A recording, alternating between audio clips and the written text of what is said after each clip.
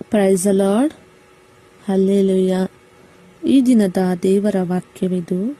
ಪ್ರಿಯ ದೇವರ ಮಕ್ಕಳೇ, ಆಲಿಸಿರಿ ವಾಕ್ಯವನ್ನು. ಯೇಸು ಸ್ವಾಮಿಗೆ ನಾವು ಶರಣಾಗಿ ಈ ವಾಕ್ಯವನ್ನು ಧ್ಯಾನಿಸೋಣ. ಕೀರ್ತನೆಗಳು 30 ವಾಕ್ಯ 2. ಹೇ ಪ್ರಭು, ಎನ್ನ ದೇವ, ಎಂದೇ ನಾ ಮೊರೆ ಇಡದೆ ನೀ ಗುಣಪಡಿಸಿದೆ. ಪಾತಾಳದಿಂದೆನ್ನ ಪ್ರಾಣವನ್ನು ಮೇಲೆತ್ತಿದೆ. ಎನ್ನ ಬದುಕಿಸಿದೆ ದೇವ, ಸಮಾಧಿ ಸೇರಿದಳು.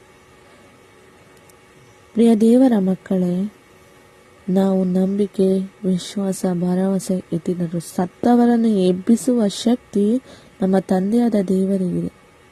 ಅದೇ ಥರ ರೋಗದಿಂದ ಬಿಡುಗಡೆ, ಪ್ರಾರ್ಥನೆಯಲ್ಲಿ ನಾವು ಯಶಸ್ಸನ್ನು ಕಾಣಬಹುದು. ತಂದೆಯಾದ ದೇವರಲ್ಲಿ ನಾವು ಮೊರೆ ಇಟ್ಟರೆ ಕಾಯಿಲೆಗಳಿಂದ ಬಿಡುಗಡೆ ಕೊಡುತ್ತಾರೆ ನಮ್ಮ ತಂದೆ. ನಾವು ಪ್ರಾರ್ಥಿಸಬೇಕಾಗಿದೆ. ಕಣ್ಣಿಲ್ಲದವರಿಗೆ ಕಣ್ಣು ಕೊಟ್ಟಿದ್ದಾರೆ, ಕಿವಿ ಇಲ್ಲದವರಿಗೆ ಕಿವಿ ಕೊಟ್ಟಿದ್ದಾರೆ ತಂದೆಯಾದ ದೇವರು. ಬಾಯಿ ಬರದವರಿಗೆ ಮಾತು ಬರೆಸುವಂತಾಗಿದೆ ನಮ್ಮ ತಂದೆ. ಇದೇ ಪ್ರಿಯ ದೇವರ ಮಕ್ಕಳೇ, ನಾವು ವಿಶ್ವಾಸದಿಂದಿರಬೇಕು.